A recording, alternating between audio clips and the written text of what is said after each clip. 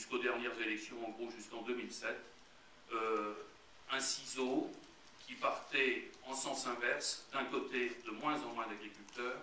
de l'autre côté des chambres d'agriculture de plus en plus importantes en termes de salariés. J'assistais en 2001 ou 2002 au départ d'un salarié de la chambre d'agriculture de Charente en retraite qui retraçait sa carrière et qui expliquait qu'il avait commencé à 40.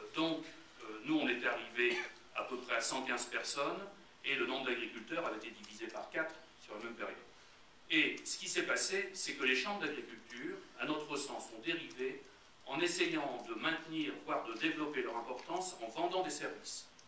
Et c'est-à-dire en faisant de la prestation de services, ce qui les met en concurrence avec des organismes privés,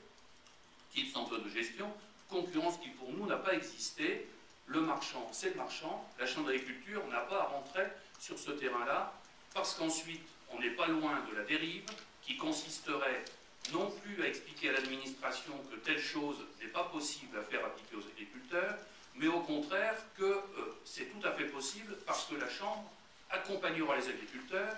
j'entends, leur vendra les prestations de services pour qu'ils puissent faire face. Donc nous, c'est très clair, évidemment, du jour au lendemain, dans les chambres où nous sommes, nous ne pouvons pas immédiatement couper cette logique et dire la Chambre d'agriculture est un service pour les agriculteurs, mais c'est un service public avec un financement qui est quand même public par les agriculteurs. On ne peut pas le faire immédiatement, mais c'est la tendance qu'on a prise et qu'on prendra là où nous aurons les chambres.